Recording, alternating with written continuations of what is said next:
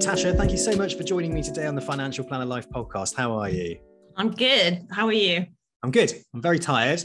Well, actually, no, I'm not very tired. I feel very energized. You should be pumped up. I am pumped up. Yeah. So we just smashed out so Recruit UK today, which is my recruitment company, are doing 100 laps of Nightingale Path in Bristol, which is, we've worked it out to be the sort of height of Everest. Oh, wow. And myself and Stuart, who's my fellow director, got up really early this morning. Stuart did a marathon, which was 25 laps. Yeah. I did just over half a marathon, which was 15 laps, cool. which took us about 3.5 hours between us. I still can't believe, not even between us each. I can't believe that he managed to do a marathon in the time it took me to do a half a marathon. So it's long legs. He's like a greyhound, but he is a world record runner, and he's used to running like up Chamonix and Le Blanc, was it Mont Blanc? Yes. It's like ultra running, but amazing. So we're doing that for a charity called Talk Club, which is, I've been talking about it recently, which is Talk Club Financial Planner Life, sort of men's mental fitness charity, Bristol-based guys, and we're getting behind them for their Miles for Miles campaign to raise awareness of the rise in male suicide. We're doing that, raising some awareness, hopefully raising some money for charity, and hopefully attracting some people to that amazing charity, and people that feel that they need it, that support, that mental fitness support, they're going to get it. So feel really positive about it. But yeah, energized. Anyway, this isn't the Sam Oakes podcast, is it? How brilliant I am and what I'm up to. This is the Financial Planner Life podcast, and we've got you on the podcast today because you are now a financial planner, right? You work within the financial planning profession. And what's so brilliant about that is that I knew you when you weren't. I know, this is fantastic. We're doing like full circle. This is amazing, isn't it? This is totally, because this is actually full circle. Yeah, you were my first ever resource when I found out that this is what I wanted to do. So the Financial Planner Life was your first ever resource when you found out that you wanted to go down the route of becoming a financial planner.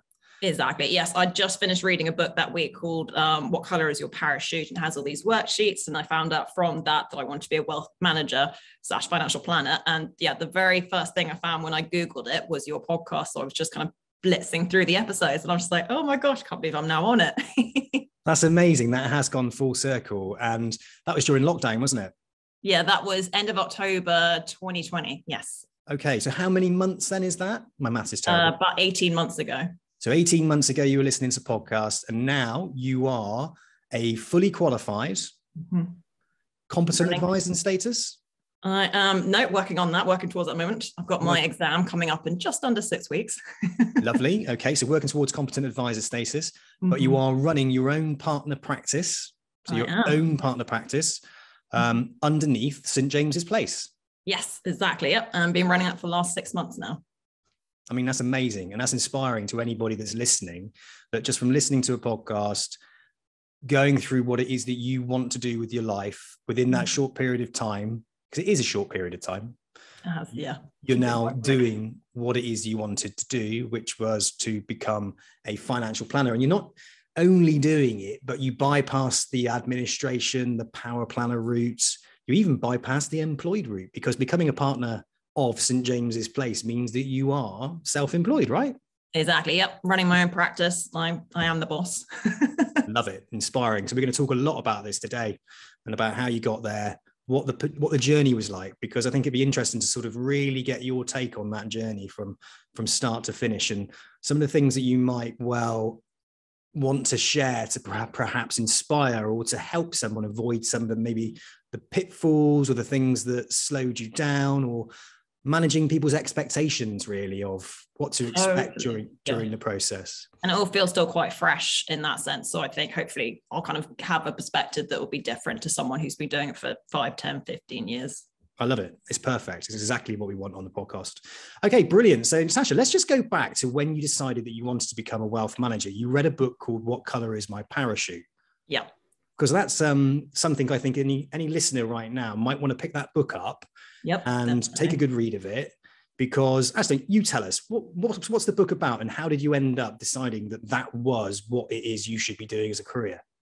So actually, I got this book recommended to me by my facialist, I'll just say, facialist / business coach, I'm going to say, because she has given me the best business advice ever. Yep. And I had it recommended to me before that I should be an accountant. So I was actually doing my ACA and I was working through the accountancy exams, and slight overlap to what I'm doing in that kind of sense of the technical knowledge you need.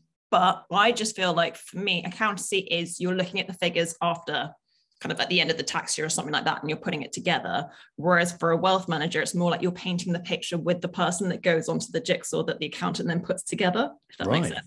I quite like the idea. I got to be creative and kind of work with a person to figure out what's their journey when it comes to their finances and how to make it work for them. And yeah, the book she recommended to me, her name's Kat, and I worked through it, and there's all these worksheets in terms of what are your key skills and what are your top interests, and what kind of work environment suits you. Do you want to be inside? Do you want to be outside, at a desk, surrounded by people? Are you self-motivated? Do you need that person to kind of whip you into shape? All these kind of things. And yeah, kind of the key things I took away were that I love organization. I love the financial services. I just really like the idea of money, being able to help people. And successful women was actually my third passion of what I really liked. And then my skills, it was like communication, collaboration, planning, and a couple others, but those are kind of the main ones I remember. And it just from the page, I saw finance in terms of financial services and the planning part, and I pulled that together when I was writing it down. And that's how I came to financial planning. Fantastic. So in the beginning, you were thinking it was accountancy that you were going to do, right? Yes, yeah, exactly. So that's what I've been told was a good route to go down in finances. And I feel like within the industry, it's probably the most recognized alongside banking in terms of what's available out there. Yeah. I didn't really know anything about being a financial planner. I knew nothing. I didn't know it was an option. So when you did those worksheets, and fair play to you, because going through a book and actually doing some self-reflection, it takes time. It takes energy, it takes discipline to do that and sit there and go through it. I'm going through a book called Your Money or Your Life at the moment. And it's 9 steps to like financial freedom and to build a better relationship and better behaviors around money. It's worth, it's worth having a read. And I have to pick it up. I'm terrible. I'm discipline wise. I'm not great with it, because I have to sit and I have to do some, inventory and all that kind of stuff.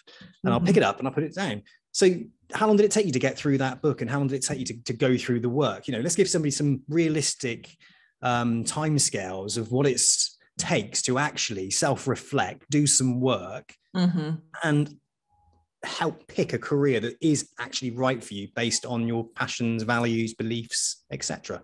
Totally. I will first of all say I think I'm quite unique in my approach. I know women are seen as being very risk averse, and I took the high risk option of just handing my notice at my current job at the time and just saying, I know as long as I have a safety net, I am not going to do that kind of due diligence that I need to do on what I want from my life. And they were kind of curious. They were like, oh, what are you doing next? Where's the next position? And I was like, I have no idea, but I just need to have that mental space to explore it. And so, yeah, within a month or two of stopping working there, I read this book, and that took me probably about 2 weeks to read it and to work through the worksheets.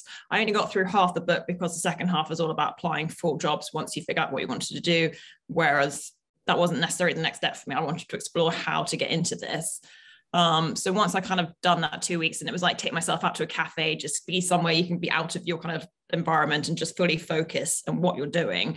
And it's got post-it notes and it's got notes all through it. And I'm someone who hates writing on books, but I was like, screw it, I'm going to do it. I know, yeah.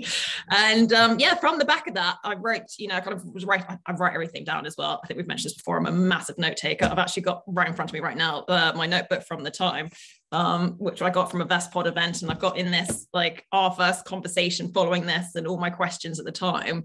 So found your podcast, spent some time listening to the episodes and making notes on those. And then, reached out to St. James's Place, went on their website. I saw they had some information about the Academy, which I'd heard about on your podcast.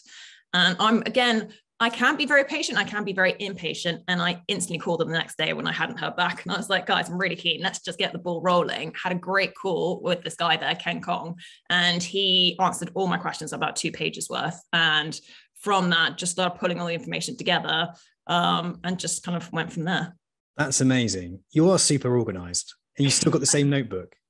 So I have many, but this is my original one. And I'm sorry to the podcast people, you're not going to like recognize any of this, but I have a page on here where I wrote down literally what was my kind of plan from the beginning. Okay. I should have earmarked it, but basically it says kind of what areas I wanted to work in terms of who I wanted to partner up with and what I want to get out of this as a career path. And so it's all things like I want to do events. I felt like events was a really interesting space and wanted to be able to go out and talk to people. And that is, for anyone who watches it, that's all my kind of information. So yes, exactly. So get qualified, commit to continue professional development, CPD, build a strong reputation. What's my brand? What are my keywords? So I've got trustworthy, time, and transparency. And yeah, who I want to kind of talk to and all these kind of things. Amazing. So you really did sit down and brainstormed everything that you felt that you needed to do to be a success within the financial planning profession. Yes. And then did you align that to your core intrinsic values? Totally. Yes. Yeah. So I've got a page on that as well. Have you? Well, I've got the next page is my traits that would make me a great financial advisor. I love it. So you got that there in front of you? So yeah, that's my Read out some of the traits that you believe would make you a great financial planner. Okay, there are about 30, so I need to do a couple. Okay. But I've got highly empathetic, great listener, love creating a plan, personality type that likes helping people. I'm very approachable. I'm self-motivated, very receptive to people's feelings, passionate about ongoing learning, and there's a lot of learning in this profession. Curious, ambitious, and yeah, a religious note taker. Amazing. I love it. So you really did take some time. You weren't stepping into this career as just a gamble, were you?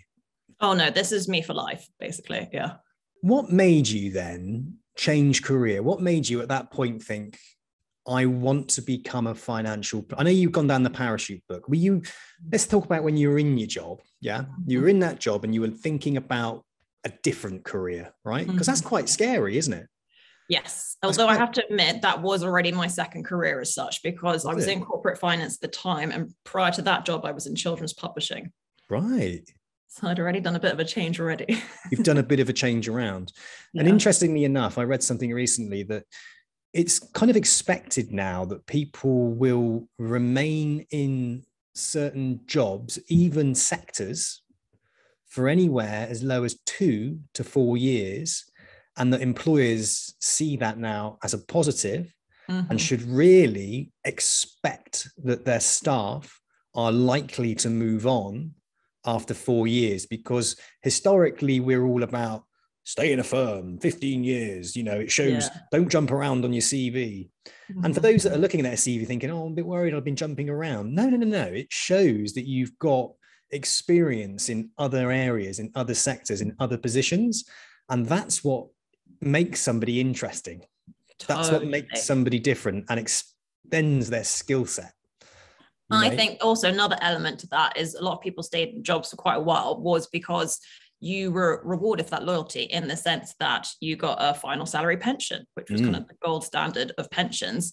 And that's such a rarity now that no one thinks that, oh, if I leave this company, I'm going to lose my final salary pension. If I stayed there a bit longer, I could get to that level. There's just not that kind of that drive anymore. So it's just like, well, if I feel like I've got everything out of this job that I can, and I've contributed everything I feel like I've got to give to them, why not explore what else is out there? There's so many kind of possibilities out there. Why limit yourself? Were you scared? Yes. Yeah. Yeah, definitely. I think, quitting a job and not knowing what you're going to do next, I hand on heart, don't know if I'd recommend that to everyone. That is a hell of a step to take. And I've spoken to other people and they figured it out while they were working, because, for them, they had families or other responsibilities, so they couldn't just kind of stop that. But I kind of knew it was coming. So I'd set up an emergency fund for myself. So some kind of money that was set aside to help me through a period of not working, so I could purely focus on what do I want to get out of my life. Amazing. Yeah, it is scary. And I, often I speak to people that, and I've got friends as well that are sat in jobs and they're not very happy about it, and they're quite miserable and they wish they could do something else, but there's something stopping them from making that plunge and that step across.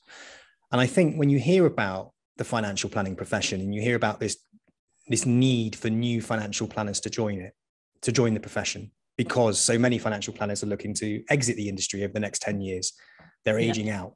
Advisors are aging out, and they're not being replaced quick enough. I'm already a small industry. Absolutely. And there is so much wealth out there, and so much transfer of wealth. Billions. I think it's 5 billion over the next 5 to 10 years or something ridiculous like that. That great transition of wealth is being passed down. There's not enough advisors. There's no banks giving advice like they used to. Therefore, there is an advice shortage, an advice gap. So the opportunity out there is absolutely huge. And people hear about it, and they're sat in their job, and they know, and they can almost think, well, there's obviously a market there. I can step across there and make a fantastic career out of financial planning, but I could also earn well, because there isn't as many fish in that pond. But people still are nervous and worried. And one of the things that goes against financial planning is because it's quite a young profession, even though financial advice has been around for quite some time, there isn't this direct route in. There isn't this, you look at accountancy, solicitors, they have they have so many grads that join that there's jobs. There's not enough jobs for them, right? Within financial planning, it's like, well, I want to be it. I want to be an advisor. And everyone's scratching their head thinking, well, how the hell do I do it? How do I get in, and how do I do it? What's the route into doing it? Because there isn't this clear route. Yes, you can join a firm as an administrator. And then there's so many firms out there that want experience to do that. But if you're in a role and you're earning 50, 60, 40, 100K, right? And you want to be an advisor, why would you stop that job when you've got all your bills to pay, etc., to go and start at the bottom? I don't want to say it at the bottom, but it is at the entry level, to then work your way up over a few years to become a financial advisor, where your income is never going to be matched in that period of time of, say, 2, 3, 4 years. It's going to be tough. So people are nervous and anxious about making that step across into financial planning. And that's a problem that the profession has. There has to be a solution to get people of fantastic experience with the right qualities and values and lived experience and commercial experience, and 2P them across into positions and get them up and running quickly. Does that make sense? I think that's what causes people anxiety about joining the profession over here. And that's what causes that fear. And I think it stems around how you're going to pay your bills, Totally, yes. Yeah. Sometimes better the devil, I'd rather suffer over here in this job and earn my fat paycheck than do something that's the unknown. But I loved what you did is that you sat and you explored all of the possibilities that might happen. But one of the things you did is you reached out to me. I remember when you phoned me up and you said, Sam, I want to be a financial planner. I've got some questions, and you'd gone through it, didn't you? You had a list of questions, and I took some time out, and it was really refreshing to talk to you because you were so informed. You were informed about some things and uninformed about others, and we filled the gap, didn't we? Totally, yeah. When you ended up then having a list of questions that you took to St. James's Place, because you were like, right, I'm doing it. This is what I'm going to do. And you took that list of questions to them. One, they'd have loved that. So anybody listening, right, get a list of questions and go and ask the questions, because they will love it. Yes, yeah. Shows you're keen and interested. But let's just talk about what were the questions that were on your mind at the time, and let's see whether or not we can help any listener develop their own list of questions. See if I can quickly find them. Because again, knowing me, obviously I wrote it all down. Oh, I found the questions I have for you. That's so funny. Is the page dated as well? Yes, 19th of October, 2020. There we go. You are organized. Yeah, it's questions. So it was, what kind of, this one was for you, but it was like, what were your response to the different courses? Because obviously there's different academy routes for it. So I was interested in the thoughts of St. James's Place for somewhere such as Open Work or Quilter in terms of those.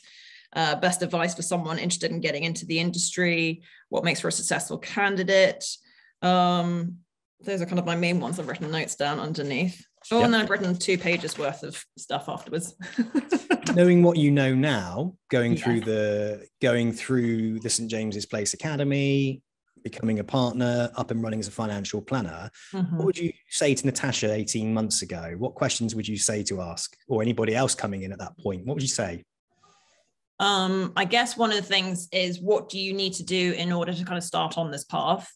So one of them was finding out that I needed to do certain exams before I could start in the academy. That was part of the acceptance process, and actually it changed while I was on the Academy interview process. So when I first applied, it was only one exam you needed to be accepted, and then by the time I finished the interviews, which was a couple of months later, it was 2 exams. So it's just what do I need to kind of do before I can be accepted?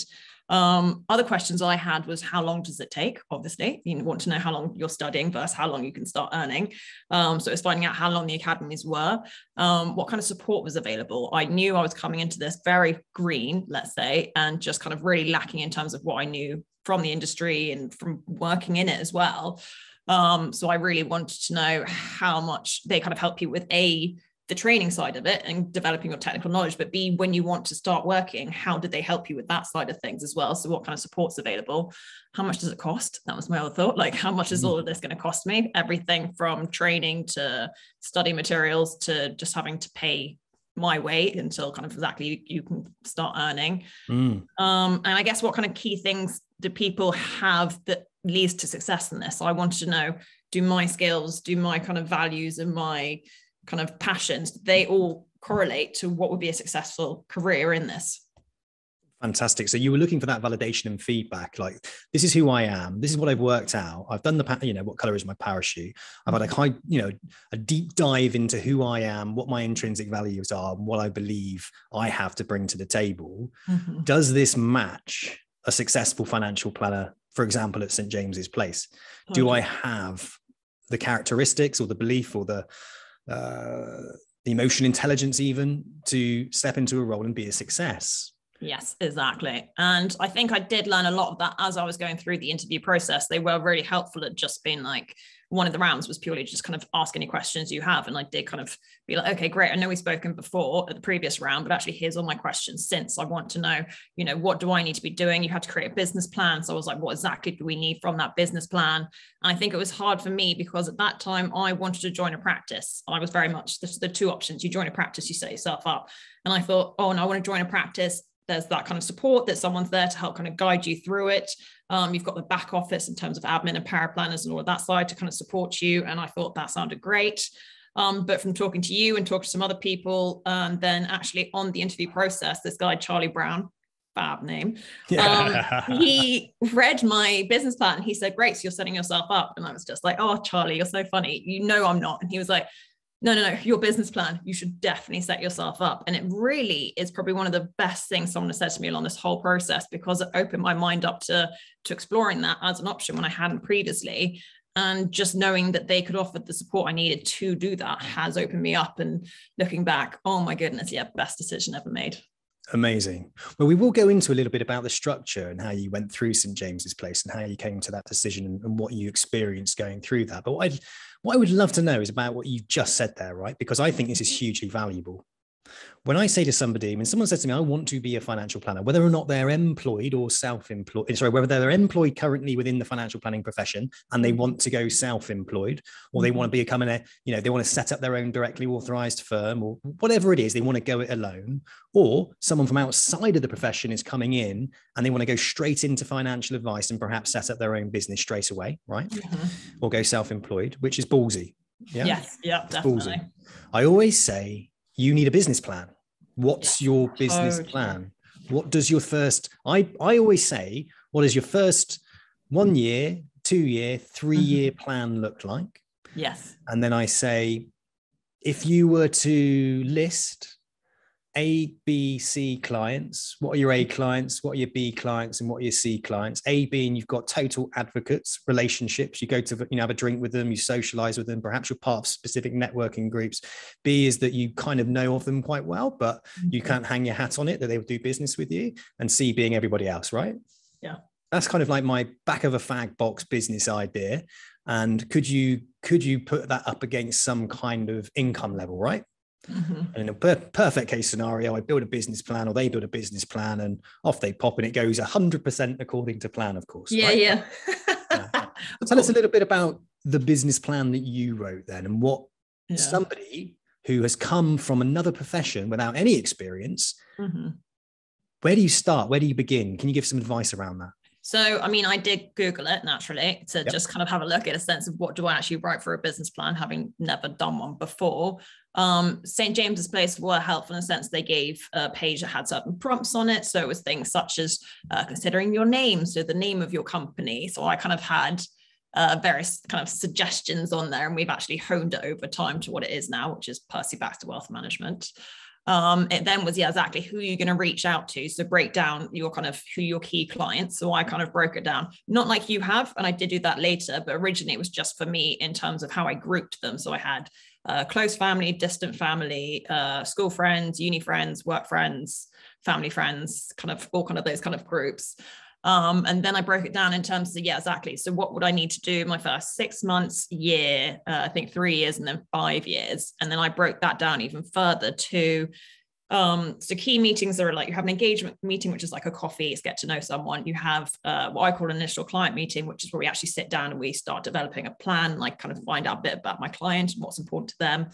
Then I do the research, and then I do a presentation meeting being, I think this is kind of what the best option is for you based on what we've discussed. Do you want to go ahead? And they say yes, no. So I worked backwards from, okay, this is how many presentation meetings I need to get clients. Okay, I need to times that by 3 for probably, initial client meetings. I times that by maybe 7 for coffees. So I was working out how many coffees I needed to do to get to that many clients. And I probably had like the full breakdown. So I'd really thought through the maths of it all. And I think that's partly why they were like, right, just crack on yourself. You clearly have how much work needs to go into it. And it is a lot of work, but the initial stage is just going for coffees. Who doesn't want to go for a coffee, especially when we've been locked up for 2.5 years? Everyone's like, get me out for a coffee. Yeah. So I think it was quite helpful having that breakdown. And then I did take it a step further by doing costs. So I had a thing in terms of what I thought would be like software costs and the coffee meetings and kind of setting myself up and all the kind of costs that come with it. So I did a full kind of breakdown of what do I need to be able to set it all up. When you did that and you had that costs-based analysis there, did it shock you a little bit because obviously going self-employed, no one's sort of, I assume nobody within St. James's Place gave you a loan or anything like that? Did you? There is a loan facility, and I actually have been thinking about this over the past week. So that's actually quite interesting to bring it up. I haven't tapped into it yet, but I am quite tempted so that I can get someone on board to help me with all the admin side of things. Is where I'm at the moment, in the next 6 months, probably. Yeah. So when you built that business plan, did it shock you a little bit when you saw the amount of money that you might be having to spend within it? Or were you okay with that? Did you have savings to back you? How did that work out? So one, I'm quite a bargain hunter. So I was looking at whether websites would do discounts if I signed up and said that I was new to the industry and things like that. So it was all those kind of things. So I'm on Vouch4, and that's a platform where you can leave reviews for people who don't know. And it's good for people because they can then see what the meeting has been like with other clients. And so I signed up to that, but I think I checked whether there was like a discount if you're new to the industry. So I was like, okay, so I know, for my first year, I can do a bit of a kind of cheaper rate. So I was trying to be quite economical with how I was approaching it. But at the same time, I created what I like to call as a thank goodness fund. And I don't know if anyone else calls it this, but I call it this. And it's just like, thank goodness I had that money set aside. So it was there ready for an occasion like this. So I could launch my own business. Fantastic. So, so you had the thank goodness fund was there. And was that a thank goodness fund that almost like an emergency fund? Yes, exactly. Yeah, like an emergency fund. Emergency fund just doesn't sound as fun. I think thank goodness. I think thank goodness sounds good. Yeah, I like that a lot. And it was, and I suppose as well, it's like when we save money, sometimes we don't want to touch it because we might need it, right? But it was there, and you chose to use it to help you propel your new career forward, right? Exactly. Okay, lovely. I like it. So some advice then to anybody listening who's thinking about setting up on their own is, look, have an emergency fund in place, have some monies set aside, regardless if you're going to take a loan from the company that you might be joining, if you're setting up your own business. And a lot of them do offer loans, they are dettable. Yeah. So there are loans you can take.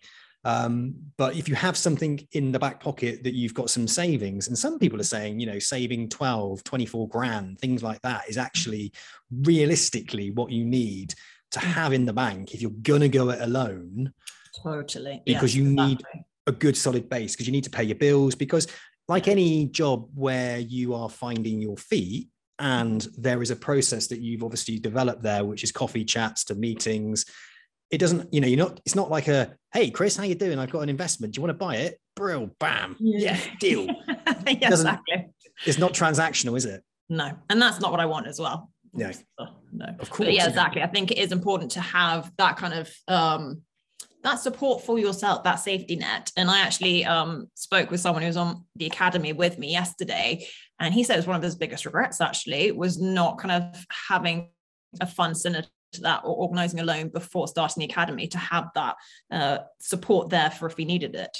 So there's a realistic expectation that someone should have by coming into the profession without any experience. Look, it does take time, because the route that you went down, you weren't given a client bank, correct? No, nothing. Okay. You weren't passed leads that were sourced through St. James's Place, correct? Correct. Yeah. You weren't buying leads from anybody. No. Okay. So you, running your partner practice, were literally starting from scratch, right? Exactly. Yeah. Okay, good. So what I want people to understand is when they come into this profession without any experience, right? You have to have a solid business plan from the get-go. Yes. Because not everybody is going to give you something.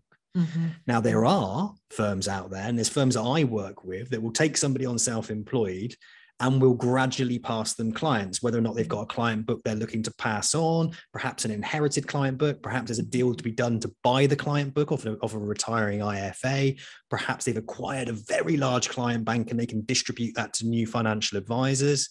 But the one thing I would always say to anybody when you're coming up against like anything like that is show me.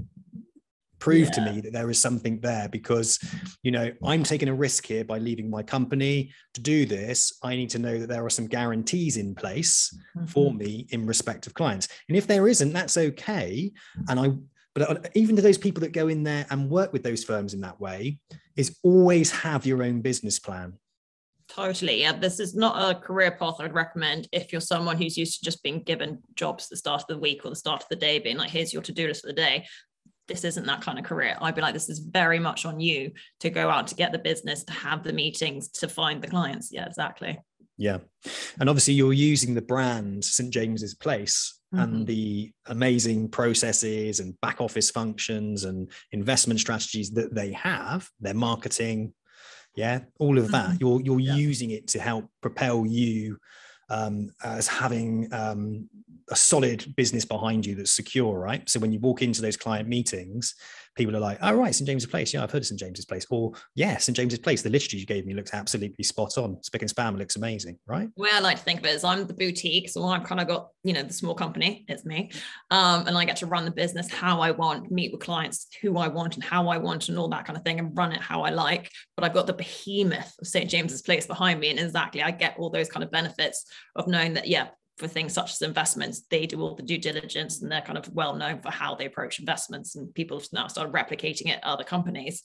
And it's great that I've got that peace of mind that I know they're taking care of it, and I can pass it on to my clients and give them the peace of mind that St. James's Place is backing me. And, it's a great partnership in that way. So you yourself, right? You chose Percy-Baxter Wealth Management as your firm, right? Yes. So that was your brand. You decided to choose a brand. It was actually part of your business plan from the get-go, right? Yes. Yeah. You didn't decide to be St. James's Place. You decided to be your own personal brand. Exactly. Let's talk about that then, because that is another hat you have to wear as a business owner, right? You have to then become brand manager, brand developer. Yeah. You've got to create all that stuff because no one's going to do it for you, right? Plus your own marketing. Yes. Yeah. So that's time consuming, right? It is. That's a cost to you. Time is a cost. And so is the cost of setting up and running those kind of behind the scenes marketing, branding, social media channels, etc. Exactly. Why was it important to you then to have your own brand? Why was that so important to you?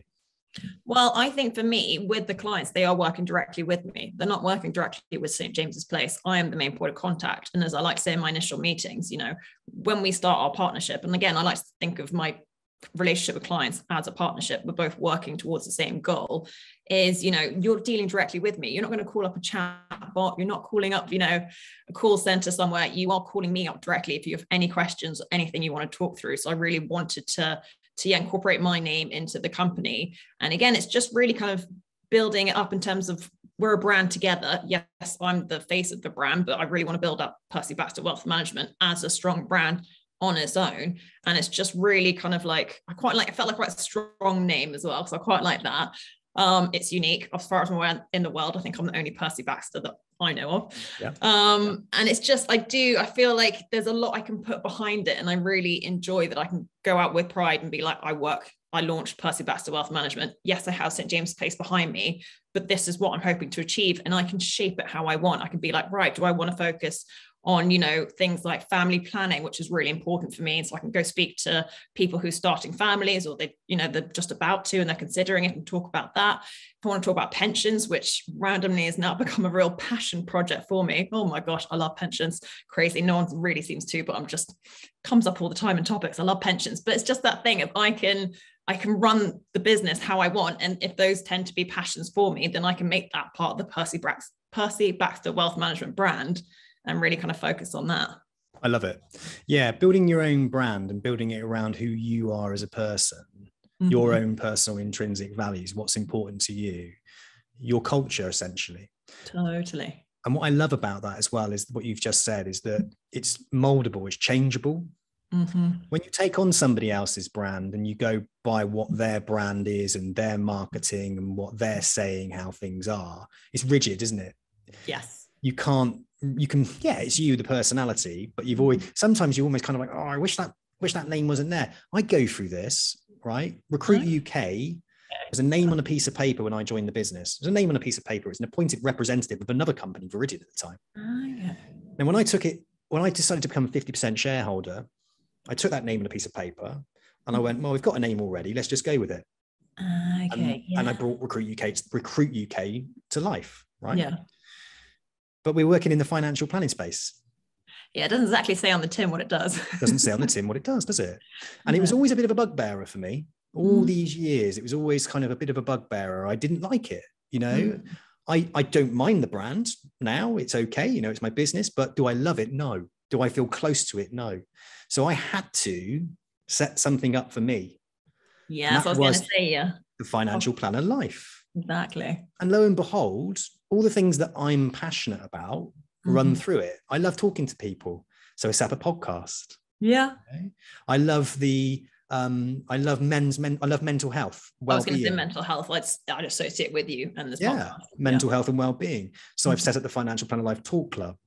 I'm partnering with firms around mental health and mental well-being. It's where I want to take this business. I want it to then become, it's a recruitment, it's an arm of Recruit UK. It's a careers focused brand, right? Specific to financial planning, but it's a helpful brand. Totally. Yeah. It's not a recruitment used to have barriers. If you're not good enough for us, then we're not going to work with you. Yes, yeah. My approach is to give, and later on, back through the podcast. Yeah, and later on, I get a return in some way or another. Educating, I'd say that's another thing you're doing through the podcast. Education, yeah. Sharing. Again, something that's not very typical of a recruiter. Yeah. And by doing that and calling it the Financial Planner Life and entwining myself within the profession, I become a key person of influence. Totally. As opposed to a hindrance, I become a help. Yep, exactly. You're like a thought leader in the space now. Yeah. And that's where I'm trying to go with it. And then I feel comfortable and calm. Yes. As long as I keep my mind in check and I allow the ego to kind of keep in check, because I can get overwhelmed by all these ideas. And like you, when you're running your own business, regardless, I've got 25 people out there under Recruit UK, it's still me on my Financial Planner Life. Yes. So I have all these ideas and it can be quite overwhelming, can't it? Definitely, yes. Yeah. Have you felt overwhelmed at all since starting up your business? Definitely in the last few weeks. You have? I think things have got busier, it suddenly feels a lot more overwhelming. And I always kind of actively wanted to start slow. So I didn't feel overwhelmed from the start because I thought that would knock me. So I was like, no, I want to spread out my coffee meetings, spread out my client meetings, presentation meetings, so I can do it at a rate that I feel comfortable with and that I'm presenting the best me to my clients. But obviously, naturally, 6 months in now, things are starting to really pick up. And it's just like, okay, there's just me. I'm doing everything from, exactly, from networking to marketing to having those meetings to doing all the research behind it to chasing providers to writing everything up. It just feels like the last 2-3 weeks hasn't felt like enough hours in the day. It's just like, oh, and I've got my exam in 6 weeks. So it's just constant kind of like studying, learning, getting out there, researching everything. So that's a bit why I'm like, oh, I can't wait to now bring someone on to help with some of that. But at the same time, I'm still loving it. This is still the best decision I've ever made. Yeah. So you like that. You like to feel busy. You like to feel a bit stretched in the beginning. I definitely struggle to switch off as well. So that's something my other half's trying to help me with. He'll be like, no, it's the weekend. Let's just, switch off for 2 days. And I'll be like, 2 days of switching off. God. Yeah. And running your own business is like that. You can take a lot of the stresses and home with you. My wife I've done many a girlfriend's head in before even my wife, where I was worried about work or stressed about work, or even if we were doing well, I would still always be thinking in the back of my mind, I wonder if it's going to go bad, if something over there doesn't work, or when's it going to do this? When's it going to get bigger, or whatever it might well be. And it can carry over, and partners and stuff can sometimes take the brunt of that. Yes. Yeah. And I was going to say, tying into what you were saying earlier with the mental health thing, that's why I think it's really important to set aside some time for you. So actually, with the start of COVID, I now do yoga every morning, and it's become my kind of new favorite thing. And it's only 15 minutes, and it's an app and I just set up for myself. But it's just knowing I've got that time in the morning for me to kind of get into the right mindset before I start the day helps to avoid that burnout, because I've read so much about it and I'm like, oh, if I can avoid that at all costs, don't want to go down that route. Yeah, 100%. And yoga's a fan. I love yoga. Yoga and meditation are two things that I absolutely love to do for self-care, along with running and going to the gym. It's highly important. And I think if you can structure your day, and within your day, right, is you actually mark out, right, well, there's half an hour of me time. Totally. Yeah, exactly. It's so important, because that you love reflecting. I do. Yeah. I do a Friday meeting for myself just as a pure reflection on the week anyway. But I journal every night, and I like to zoom out every now and then and look at how's my life, how's the business, and just kind of take that time to reflect on everything. Definitely. Let's talk about the journaling then, because has that been something that has been beneficial and helpful to you since starting your own financial planning business? I mean, I'll say now it's something I was doing before. I have a 5-year diary. And so there's probably about 4 lines that you can write in every day what happened.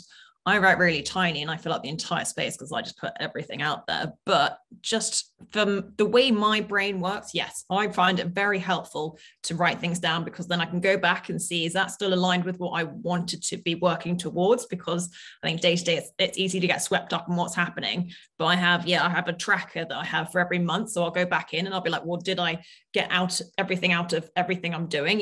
I've joined up to a members club. Am I getting what I want from that members club? I'm trying to do social media. Am I doing what I want to be doing and achieving what I want with that? So I think reflection for me has really been key, because I think I feel happy knowing I'm on track, or if I'm not on track, I can kind of see it and then I can adjust. And I think that's something in this job as well. You have to be super flexible and adaptable. I mean, we've all had to be with COVID, obviously. That's brought a lot of changes with it. But, there might be clients who suddenly have their lives changed. They might be divorced and they didn't expect that. And you've now suddenly got to try and help them through that stage of their life. And it can be, one of a lot of change and throw up a lot of emotions, and you've got to be there to support them. And I think if you are doing that time to reflect on yourself and get yourself into a really solid, happy, comfortable position, you're in a much better position to help the clients, because a lot of it can be almost like therapy with what they're sharing with you and all that process. And you want to make sure you're in a good enough headspace so you can help someone else who might be going through a tumultuous stage or something like that. And I think absolutely that listing and doing the reflections, writing it down. And one of the things that you pointed out was that you can go back and see where you are on track with things, because there's nothing more rewarding than making a list and finding a list from 2 weeks ago and all those things you just threw up on a piece of paper, and you think, wow, I've done 80% of that. Yeah, totally. And you might look at the 20% and think, oh yeah, that was like, I was really stressing about that, but I don't need to even do it. You let it go. Yeah. And the things that you did stress about that you completed, then you give yourself a pat on the back and you can say, wow, I actually did that. And I think it's so important that writing things down when you're setting up a business. I think in day-to-day life anyway, if I don't get the chance to write that down, where is it? It's up here, isn't it? And when it's up here, you're at the mercy of your cognitive distortions. Totally. You could go into a complete state of panic and fear over something which is trivial, because you can't see the bigger picture. You can't see the wood through the trees because you're overloaded. And that's one of the benefits. And I think that's a really good tip there for anybody. And I think it's a great tip for people that are searching for a new job as well, is to write down the pros and cons, write down the reasons why you're looking to leave, write down your goals. What do I want to achieve in exploring a new profession over the next 3 to 4 to 5 to 6 weeks? Where would be my ideal place I want to be in 6 weeks' time? What would I like to have known by then? And I think just doing that and planning that, which is what you did exceptionally well, is going to help anybody progress their career and get into the profession without a shadow of a doubt. And I think there are going to be days when you don't have that motivation, where you're just kind of waking up and you're exhausted, you haven't slept well, or, if you have a family, there might be things happening with your children or something like that. And it's just very hard to kind of kick yourself into gear, especially if you're a one-man band like I am. And I think if you have it written down somewhere, so I do have a mood board that I created last year that's on the wall in my office, and it's really nice to have that something that you can look at to remind you, why am I doing this, for the days when you might be struggling a little bit. Yeah. Love it. Do you, some of the girls in the office, and my wife as well, are firm believers, and I call it visualization, but what's it called when you write something on a board and you project on it, the laws of attraction, that kind of thing? Okay. Yes. Yeah. Like a vision board or something different. Vision board. Yeah. And they put it down and you manifest it. That's it. Oh, totally. Yes, exactly. Do you do that? So I started doing it again with COVID. I had a kind of my mantras, am I saying that right? That I would do in the morning. And it feels a bit silly even saying this out loud, because it's something at the beginning I was like, I feel ridiculous doing this. I'm someone who's got a very logical brain. So I struggle with anything that's, to me, feels a bit kind of fantasy. And that felt a little bit fantasy to me. But I've made it a habit now, because I've been doing it for 2 years, and they're the same ones. And I don't know how much I can give away, but I do hand actions with them. I'm someone who likes to associate hand movements with words, because then throughout the day, I don't know if it's, subconsciously, if I do that hand action, it brings back what I said in my mantras that morning. But actually, I find it's been really helpful. And I feel like I'm in a much more comfortable, confident, happy place because of what I say in the morning kind of filters throughout the day. Do you think that's because, and I think that's what it's steeped in, isn't it? It's a bit like gratitude, right? You feel a bit of I remember when I was miserable, I was very depressed, and then someone talked to me about gratitude, and I felt really silly every day saying what I was grateful for. I felt really silly. Best things you can do, though. And then all of a sudden, I got it.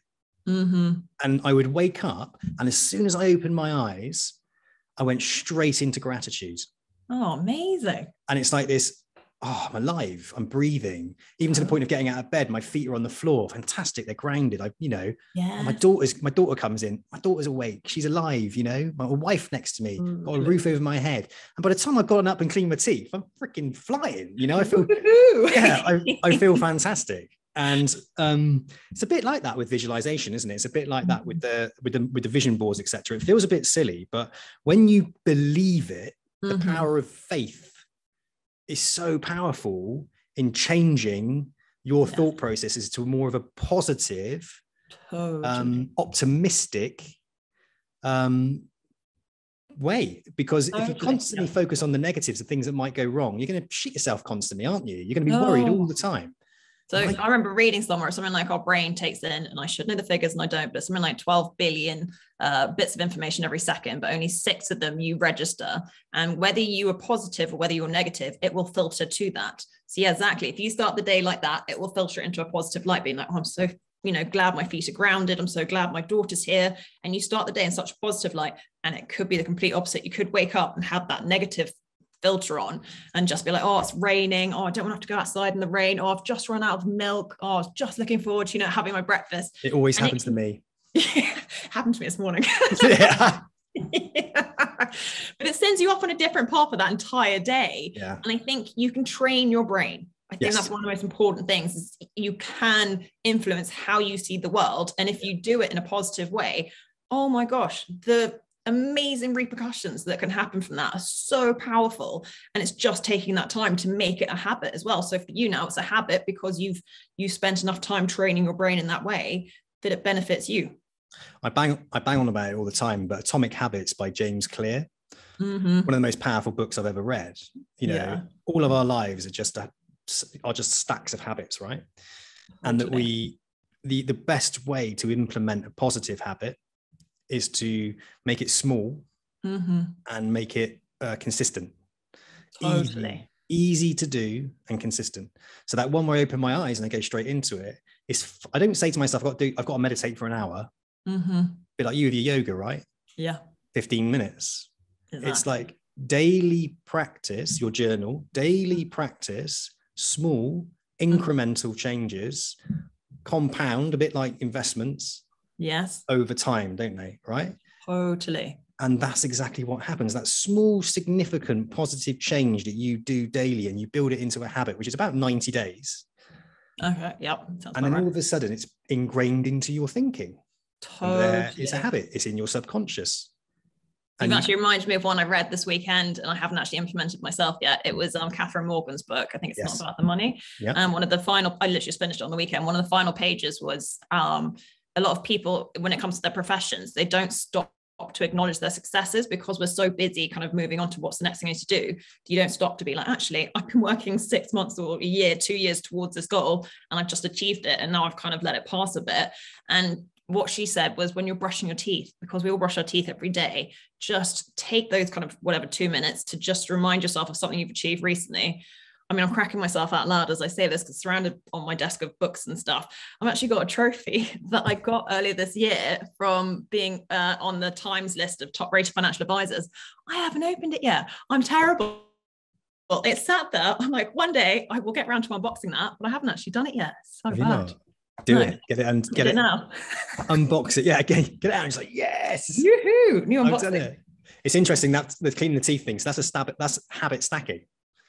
Yeah. Okay. Yeah. Positive habit is cleaning your teeth. Yes. What you do is you stack. You got it. You're gonna open it up, and then you stack another habit on top of it. Ooh, that's a good point. So yeah, exactly. A bit like when you go for a run, you put your podcast on and learn something. Oh, yeah, I love doing that. Yeah. Oh, look at that. There we go. And what's that? So top rated advisor 2022, Natasha Percy-Baxter. So that was for Vouch 4. So I had to get a certain number of 5-star reviews, and you had to get 10 by the end of the year. I only started 1st November, so that was 8 weeks for me. But I really kind of made sure I got out there and got the reviews, and well done. Congratulations. So for all the watchers out there, the listeners, you're not going to see this. Sorry, listeners. All the watchers, she's just pulled out a trophy straight away out of the box. How long has that been sitting there for? Oh gosh, March. So what's that? 2 months? Well, I'll tell you what, well done. Congratulations. Pop it on your desk and look at it and remind yourself of what a great job you're doing so far, right? Thank you. Let's talk a little bit then about your journey through St. James's Place. So you decided to join St. James's Place. You went and you met with them. They rolled out the red carpet. They're exceptionally good at that. They roll out the red carpet. They give you an overview of the business, right? So how did you progress from having no experience to becoming a partner? What was your journey when you went through the process with St. James's Place?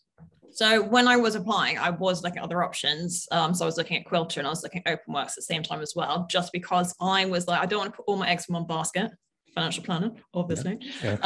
And so I wanted to keep my options open. And St. James Place for me were just heads above the rest in terms of support they gave, and the way they approached it really aligned with how I wanted to do it. But I was like, if it didn't work out with them, that wasn't the end of the path for me. It wasn't like, oh, this is the wrong career. It's just like, I need to find a new path towards it. And actually I ended up mentioning this in my final interview right at the end. It was like a 2-hour grilling, kind of Dragon's Den style. And I was told I was too animated at the start. I was way too excited. And I'm someone who's really good at feedback. And by the end, he actually said, can we take a minute to just reflect? And I was like, yes. And he was like, how are you speaking now? And I was like, pretty calmly. And he was like, how are you at the start? And I was like, I was very excited. And he was like, great, you're a lot calmer now. And then the final question was like, what would you do if you weren't accepted onto the Academy? And I just said that, like, I would do something else. And it was hysterical. It completely flipped the interview. And he was like, well, actually, I don't think you understand quite the level of benefits you get with us, you know. And then about a minute later, he stops himself and he's like, I don't know why I'm selling it to you. And I was just like, I'm not going to say anything, but that was great. But yeah, so chuffed when I got the call. It was around my birthday, so end of January, that I'd been accepted onto the Academy, and it was starting one of the first intakes after COVID, because that being the thing, when I started the application process, they said, well, we're on hold because of COVID. but do you still want to apply? And me being super keen was like, yes, let's just get that train going. And by the end, they had started up again. And there was a final intake in March that still had a couple of spaces left. The next one was May. Grand scheme of things, nothing. But for me, I was desperate to get on that March. I was like, no, I really, really want to get this train going. Got onto it and was accepted in the route of kind of setting myself up. So just super excited. But yeah, they had said 6 weeks. You've got 2 exams to do in that time, and then you're starting. And I feel like I really lucked out with my academy. We were all virtual because it was still COVID. This is March 2021. And we only got to see each other for the first time in March this year. So a full year after we started the academy, we only got to see each other, but it was great. It was 15 of us, and it's just provided such a good support network through the academy in terms of having that group of people with me, in terms of the support they give you. So I've got a manager, Gary, who I work with and I have the whole time, and even from the interview process, and he's great. And he knows everything about how I work and all that kind of stuff. And we check in every now and then. I got a mentor as well, Nigel, and he's been really helpful throughout the whole process. So I can just give him a quick call and be like, Nigel, you've been going a lot longer than me. Can I check? What would you do in this circumstance? How would you approach this? And that's been great. So I really like the idea of they've got all the different kind of levels of support around you. And then day to day, so it's split into 2 terms when I was there. They've brought in a term 3 now. Term 1 is just purely exams. That is pretty much your entire focus. So it's just 3 months, 3 exams, kind of power through, and they give you workshops and they kind of help you through and do questions and everything. And then the second half is all about preparing you for the actual meetings and the whole kind of what processes you need to know. So we got given case studies, and it was like, okay, this is how you go through a meeting. This is what you need to do after the meeting. This is kind of how you pull all the research together, and this is how you present it. And it was just really the practical side of things. And again, really helpful in terms of just talking you through it. And me being me, I obviously wrote a 15-page script, didn't I, for the first one? Because I was like, I want to know that I'm covering all my bases and I'm doing everything. And my manager, Gary, at the time said, okay, we need to work this down. You can't have a 15-page script. And so by the end of the week, I had 1 page of bullet points, and he was like, much better. Like, we'll work from there. But again, it's only been a week of doing these initial client meetings. So I wanted to know I had something there to kind of make sure I had everything ticked off. And just, generally for me, it's been the best route in. I can't imagine doing it separately to them. And I love the fact that, we are a partnership. That is how I see it. They want me to do the best that I can with this job. And I love the fact that they're there and I can speak to people and just be like, hey guys, I'm having an issue with this. I'm not entirely sure how I'd approach that. And they are very kind of open to supporting me. Great. So there was an intensive part in the beginning around the qualification side. It was online and Zoom based because of COVID, right? Yeah. So you were all in online. You're doing it all online. Let's just go back the qualifications then. Mm-hmm. You said you had to do 2. So I had to do, depends on who knows the technical stuff. But I had to do RO1. I had to do RO5. Okay. And you hadn't had any other qualifications under your belt before you joined? Mine is a bit of the ACA. No. Nothing, no other financial planning qualifications. No, exactly. Okay, cool. So you had to get those 2 qualifications in place. Yeah. And how long did you have to get that done? 6 weeks. 6 weeks. I mean, I think I probably was one of the last people to be accepted onto that intake. Some people I've spoken to applied a couple of years before, whereas I only started the application process months before.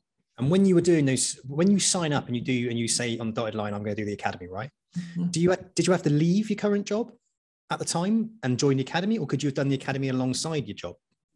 I don't know. I mean, naturally, I wasn't working at the time, so I don't think that was a conversation. Any of the other guys who were in there were still working whilst they were doing it? Because obviously you don't get paid, do you, when you're in there? That's a good point. I think some of them were still working. I know one definitely was. Well, 2 definitely were, but they were working for firms that were partnered with St. James's Place already. Okay. I know that was definitely okay. So some of the firms were supporting them with a salary, for instance, or supporting them with an income.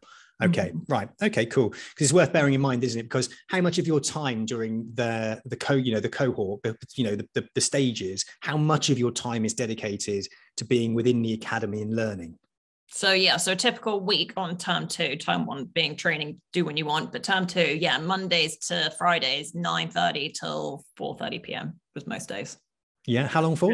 So that was for 3 months. For 3 months, yeah. So it's a full-time job, learning basically, and but it's a fast tracking to getting you through those qualifications, right? Yeah. Yeah, exactly. Okay, cool, excellent. But the learning that you actually had then when you were online, for instance, because I've spoken to Scott Stevens recently. They're using like VR headsets now, aren't they? So jealous we missed out. just ahead of them. People get Oculus Quests and they're doing role plays, etc., through the Oculus Quests, aren't they? Which I thought was very, very cool. I love the Academy in the sense that it's constantly adapting. So even when we were on it, they were constantly changing it and having updates in terms of how they approach things. And yeah, it's really interesting that they've brought in VR now. How long? So you may have just said this, but I might have missed it. So from start to finish in the Academy. Yes. How long was that? So I started 22nd of March last year and I finished mid-September last year. So 6 months. So 3 months being the first term of exams and 3 months being the second part of practical. And how many people, there was 15 of you in that cohort, right? Yeah. How many of them qualified? How many of them actually went through and graduated from the Academy? 13 finished by the end of it. And another one has recently had to change direction. So I think it didn't necessarily get spoken about at the beginning, but we've realized that not everyone who starts it finishes it as such. Yeah, which is normal, right? Yeah. Yeah, you can't get 100% pass rate or 100%. People always do drop out for whatever reasons it might well occur. And people might think this is just not for me. I thought it was. Totally, yeah. Especially when people don't do their research. Right? When they don't ask the right questions, they're getting it in for the wrong reasons. Because there's, like, as you said, there's a lot of hard work involved in becoming a financial planner. Great. What I love as well, what you just spoke about, which I speak about a lot, which having a mentor, the very fact that you can talk to somebody, you can pick the phone up and you've got that mentor. And I also just love the fact that as you were going through that training, I assume that they were putting you into specific scenarios, role plays of what might happen, how you would position yourself as a financial planner. Totally. Yeah. So is that like the soft skills side? Did you feel that they gave you that support around the soft skills side of being a financial planner? Yeah. So there's definitely a lot of things as in, like, how do you position yourself? What's your why? So it's really important to know that.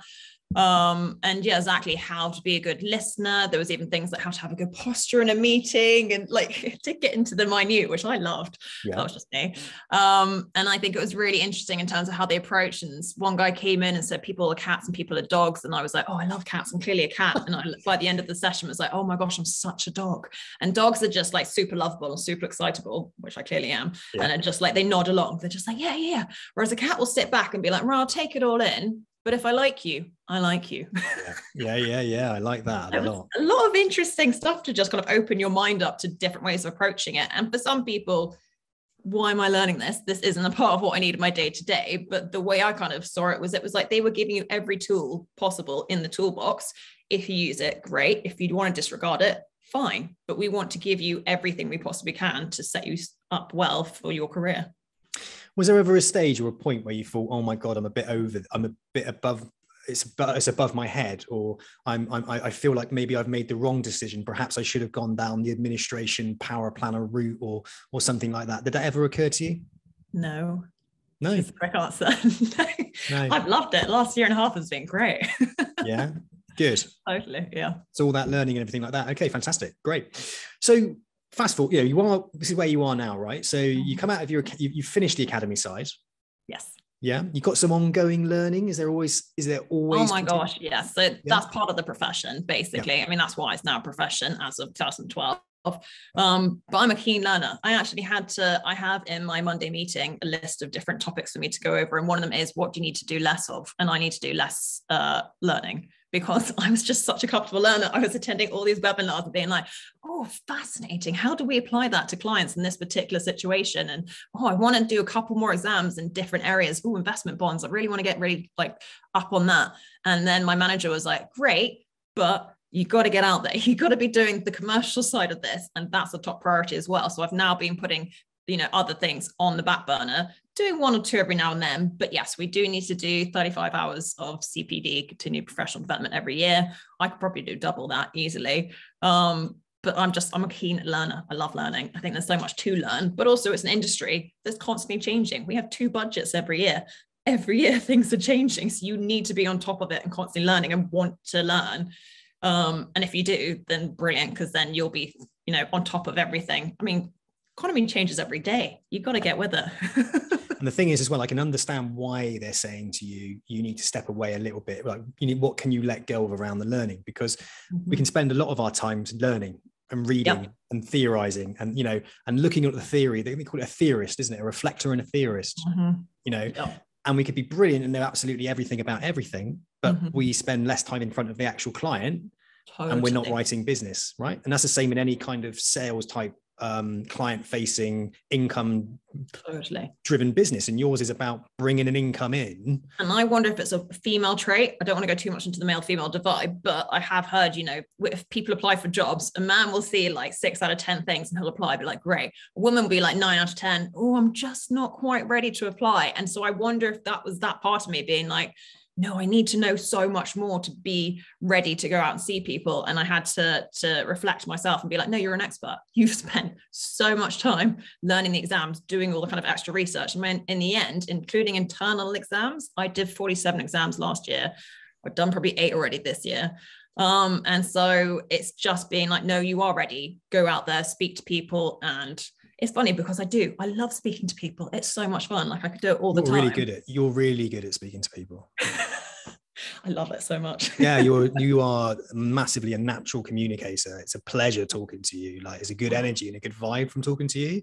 Mm-hmm. You know, I can see you in those networking events. I can see you in a room full of women as well, like inspiring other women and getting involved in, you know, women in business type functions, but men as well, you know. Totally. Yeah. I love talking. Yeah. I love talking to women because it's a different conversation to what 2 men can have. It's far more open.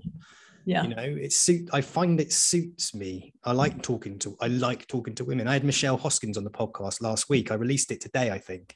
Oh, I'm not sure yet. Later. You'll like her, right? Yeah.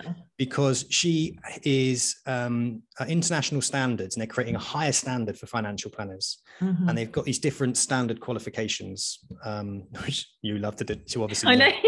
Right? But they've got a weekend booked. They've got an amazing one. It doesn't take very long to do, so you should 100% do it. And I'll tell you why, because it will differentiate you in the marketplace, but it will also add value, and it will also help somebody, genuinely change somebody's life for the better. And that's a financial abuse specialism. Oh, amazing. I mean, it sounds amazing, terrible, but actually I've just created a master presentation. I did quite a few slides on this because it's something I'm quite passionate about. Yeah.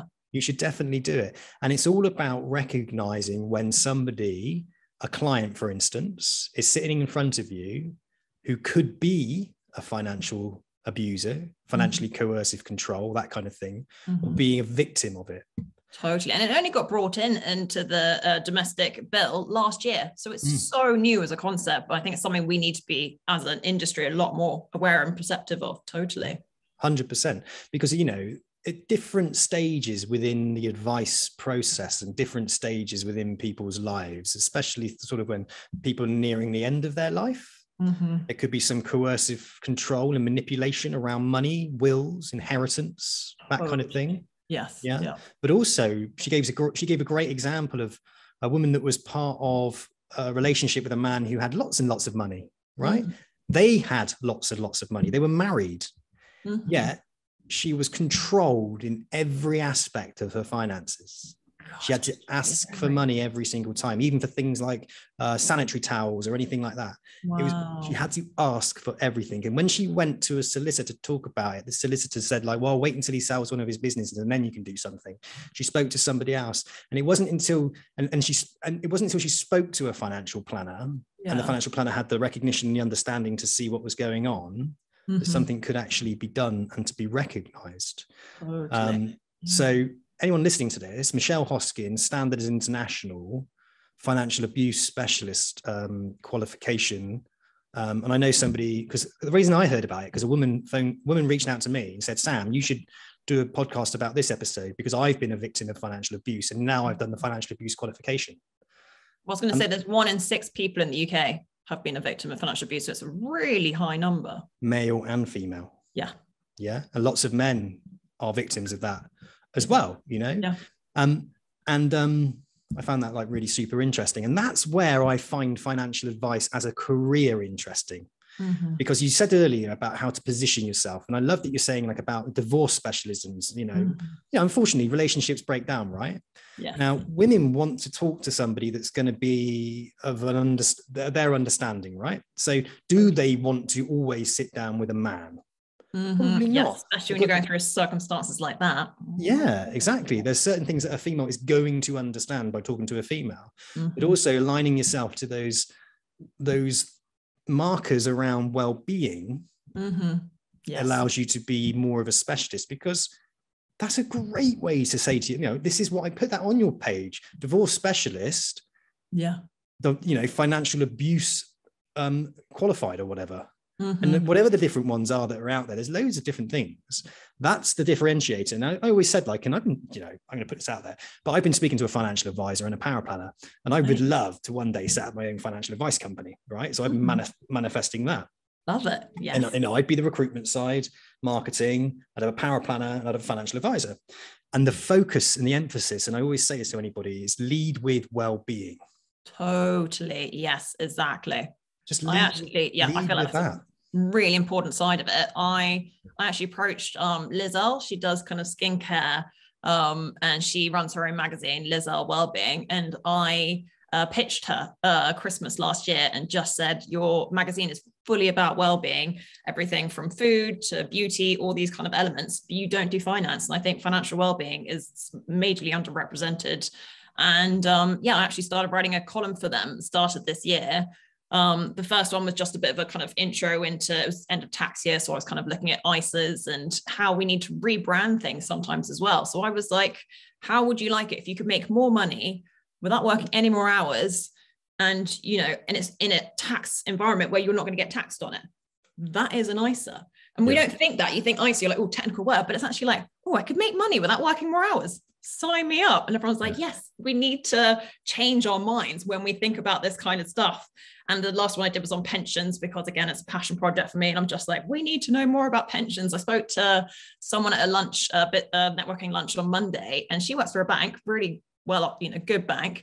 And clearly is a great career woman. And she mentioned she didn't know that there was anything outside of a workplace pension. And I was like, no, you can sign up for a personal pension alongside that too. And she was like, didn't know that was a thing. Her husband has a financial planner, but she's not a part of that conversation. So I'm just like, oh my gosh, you and I need to have a coffee. Well, that's very common, isn't it? That somebody, my wife deals with all the money. Yeah. Well, my husband deals with all the money. I don't get involved in that. And sometimes it works well for the relationship. But what happens if someone dies? Oh my gosh, yeah, exactly. Or exactly divorce. So divorce or widowed are the kind of main two situations where one person might have to deal with all the finances when they didn't before. And it's just like, you're already going through such a stressful, situation. It's so horrible to go through losing someone or a relationship breaking down. It might be the last thing in your mind is being like, well, what do I do if I can't afford to keep living where I'm living? Or I don't have access to money for 6 months while we're going through probate. Like, how do I pay the bills? And it's just knowing someone's in your corner that can help you through that. And I really want to help people through that, because it can be such a kind of stigma. It's like, oh, I should know this by this age, I should have learned this sooner. And it's like, well, we're not taught it in school. No one's meeting up at the weekends and chatting, going, hey guys, how's your mortgage? Like, how are your pensions? Let's have a bit of a conversation. And that's what I want to be doing. I want to be like, no, let's have a chat about your pensions. Let's just make it fun. Let's go for a coffee. Like, let's simplify it. Let's have a chat. Let's make it simple. Let's not make it scary. Let's make it simple. Because as soon as you start mentioning money to people, they get very anxious, because it's like, oh, they're going to find out that I don't have as much as I think they think I have. Or, people clam up, don't they? They think money is like a mirror. It's a reflection of who they are. And it's like, well, if I'm doing well, I'm successful. That's great. That reflects who I am.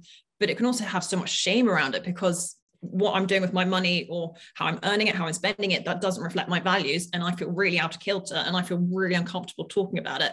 And it's almost the last taboo. I agree. It is a last taboo. And I like what you're doing there, and the approach that you're so early on in your career of piggyback marketing with that. Did you say it was a magazine? Yes. Again, sorry for all the podcast people, but I do have it next to me. And that was my last one. So everyone is on the podcast, sorry, you can't see it, but I know. I'm sorry for them. I know it is a podcast originally. But yeah, I just did a little spread on pensions and just did a breakdown in terms of what do you actually need in this box, because I was like, so many of us don't know what we need. And so I broke it down into basic retirement, stable and comfortable. And it was just like, this is what you need in the actual pension pot, and this is what it'll provide for you as an income. So get your financial abuse specialist certification, and there's your next article in there. Totally. Yeah. And I bet that would go down an absolute storm in a magazine like that. Yeah. And that's the thing, isn't it? It's just looking for those unique ways that you can build partnerships and piggyback market. What value can I add a magazine such as that to their readers? And I think, again, that's something that women are doing really well. Women are doing it really well. And this is why, like when I say, like, as a profession, financial planning is so suited towards women, because you have you're able to delve a bit deeper than the making money part. Totally. It's like, what's the added value that I can offer to someone? So if I write, an article, I'm not benefiting from it. That's not going to help my business necessarily, but it's just, I'm sharing some of my information that it might help someone to be like, oh, I didn't realize that was a thing. I didn't know economic abuse, existed. Now I do. I know who to reach out to. I can reach these, charities or agencies, or I can reach a financial planner, or you can even go into a bank and you can speak to someone in a bank and just say, I'm not feeling comfortable in my relationship with money. Can I talk to someone? Like, there's so many people you can reach out to with this, but if it's not part of the conversation, if you don't see it, it's a lot harder to engage with it. So things like networking, things like building relationships with third parties, has that something that's been quite easy for you? Because that's obviously part of your business plan. It's part of any financial planner's plan, is to get yourself out there in as many ways as you possibly can. That's going to hopefully be seen by the types of people that would then use your services, right? Historically, people link up with accountants, they link up with solicitors, for example, right? But now people are doing different things like you're doing. So we're doing a mixture. I'm trying to create what I would call my power team. Cool. And so I'm meeting up with people in those professions. So I met with a family lawyer last week, the week before. I met with a will writer before that. And I'm saying, I really want to create that team around me that's the added value sense again, that if I have a client and they need help with, a legal matter, or I want to expand it further than that. I want to do like art. I want to have someone who's an art expert, jewelry, or kind of like maybe fast cars or something. Whatever you need, here's my team around me. We want to make your life the best it can be. I might not be able to help you with finding a certain work of art, but actually here's someone I've got on speed dial I can pass, connect you to, and we can kind of build that relationship. And I just really want to be that point of contact that someone can reach out to and be like, great, I know you can help me with this, but I also need help with this legal matter. And I'll be like, great, not my kind of field, but I have a couple of people I can refer you on to. And I just really, want to have that power team alongside, like you just said, the networking and the marketing as well, and getting myself out there and being, doing articles, doing podcasts.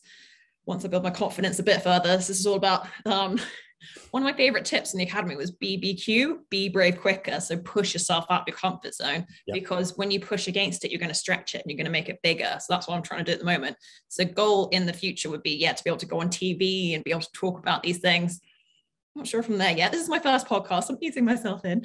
But eventually, I would like to be able to do that and be a face for women who want to speak with a financial planner, to be like, yes, there's only 16% of us at the moment. We're tiny in a comparison to what's out there in the wealth management space, but we are here. And also, people who want to consider it as a career. There are women also from that perspective doing it. Really consider it for yourself. It's a great opportunity. Give it a go. I love that. No, you're absolutely spot on. And you're positioned really well to do that. You're at the beginning of your career. Yes, right? 6 months in. Yeah, 6 months in. You've got so many years ahead of you. It's not like you're kind of burnt yourself out. You're coming in at a point where it's perfect.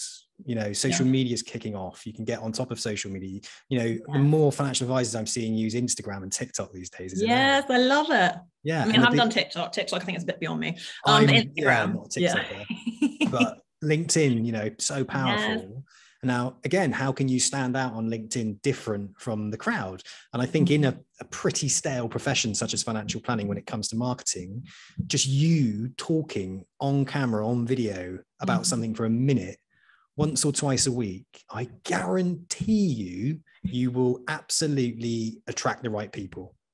I need to build up that. Yeah, but 10 minutes a week, I promise you, right? Yeah. You will attract the right people, because you are just naturally that type of person. Talk about the things you care about. I love the fact that you want to connect with these people as well, that are also talking to the types of people that you want to talk to. Create that circle and become that key person of influence when it comes to financial advice. Totally. I'm the financial advisor in my circle, but I've created an amazing circle because I know the clients that I'm dealing with would love to talk to her about jewelry, would love to talk to him over there or her about luxury holidays when it comes to retirement. Yes. Yeah. That's a nice area. Totally. Yeah. Interior design. Exactly. Yes. Yeah. So I love that. I think that's a brilliant approach to networking, which is forward thinking and very different to what I've heard from the traditional sense. And I think anybody coming into the profession, be disruptive.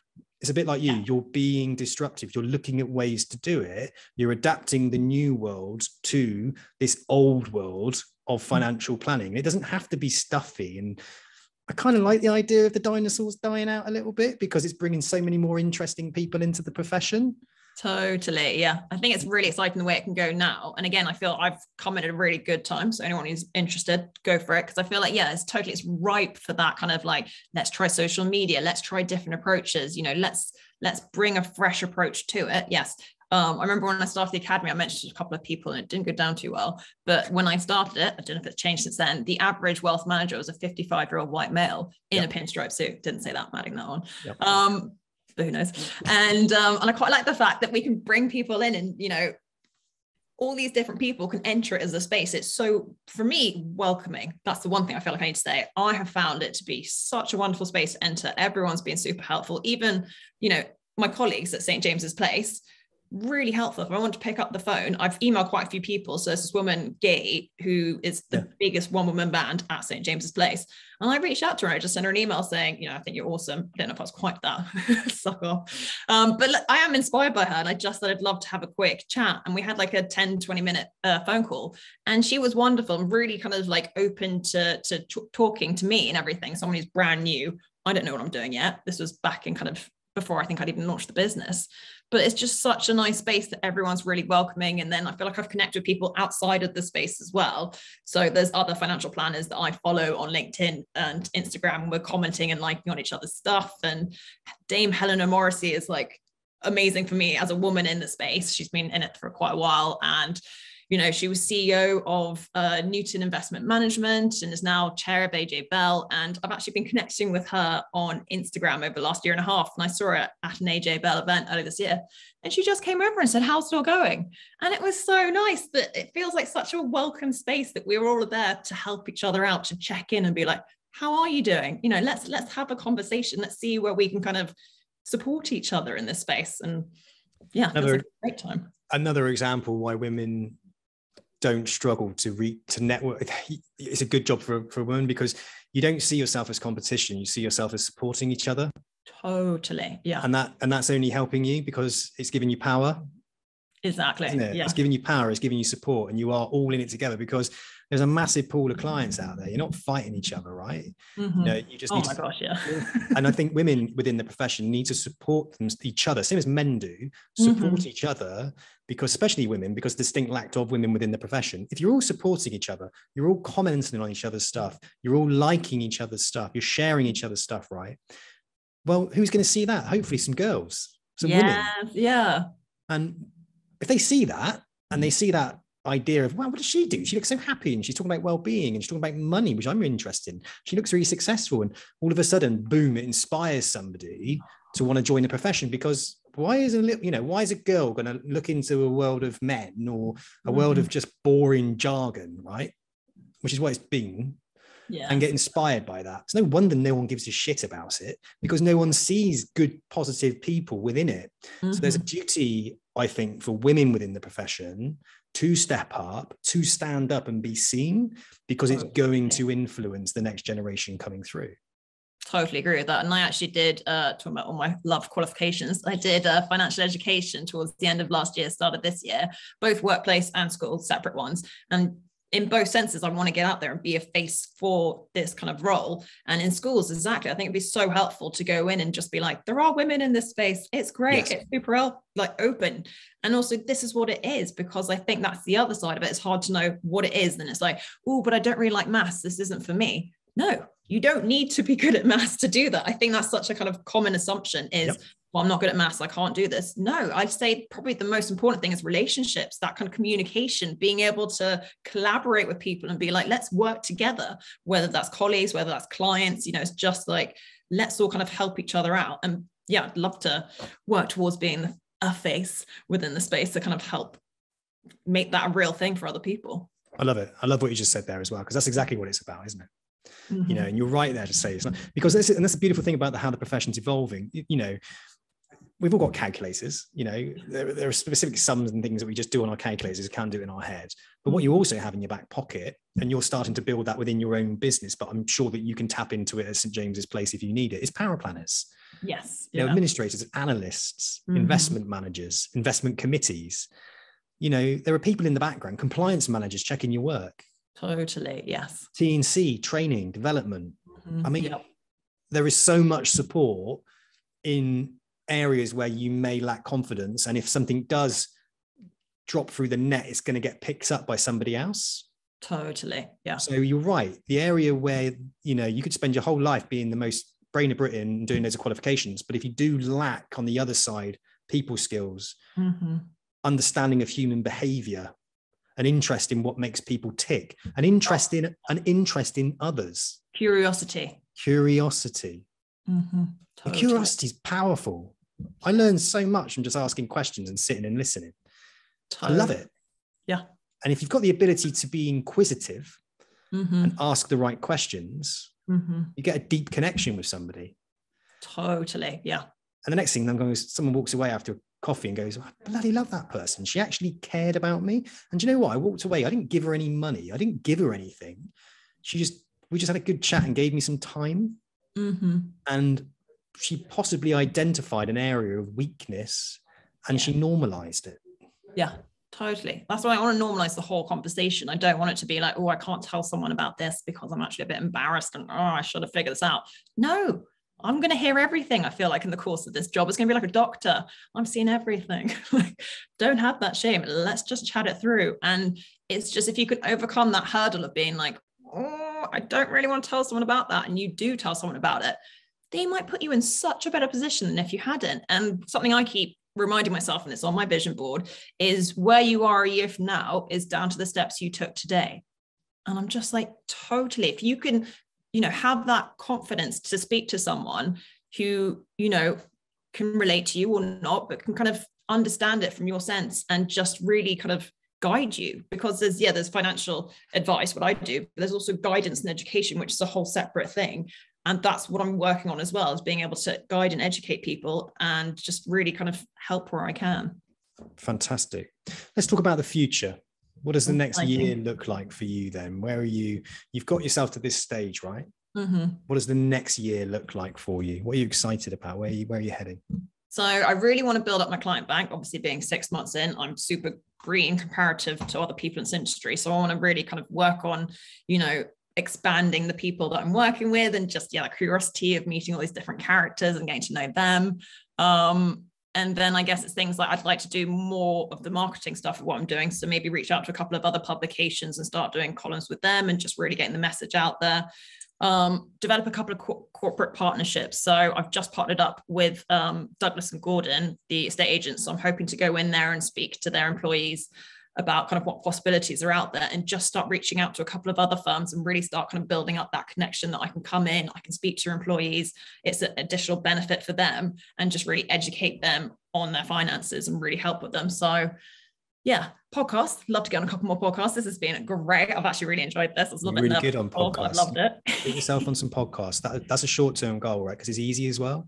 You can just, contact some people, get on some podcasts, and that'll build that confidence up for you as well. Once you have sort of five of those under your belt, you're great, and you start to build your pitch a little bit. And you're naturally you're a good guest, so people will enjoy having you on the podcast. So do that, follow that through. That's one thing which is simple that you can do, and that's just simply by researching and reaching out to podcasts, because they're looking for guests. And if you just list a few things that you can talk about that could be interesting for their listeners, they'll be like, yeah, bro, let's have a chat. Totally. A chat is a chat. You never know where that person. And the beautiful thing about podcast hosts, right? I already want to say to you, have you spoken to Michaela Green yet at St. James's Place? We've connected on Instagram, but I haven't actually had a proper reach out to her, because you're talking about TV, you're talking about PR. She's on TV now. Yes, yeah. Oh, she is amazing. She wrote a book. She wrote a book. She's on television. Yes, yeah. She's got obviously someone in the background as well.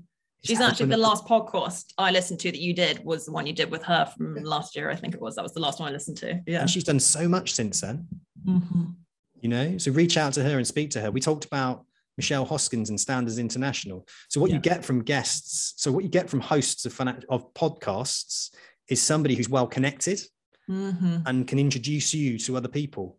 Totally. Yes. Yeah. So think about the people that's podcasts you want to get on with too, and think about that 15 minutes before and that 15 minutes after, all that build up to it, like you and I, where we've built a relationship. Totally. Because it's going to serve you in some respect, you know? Totally.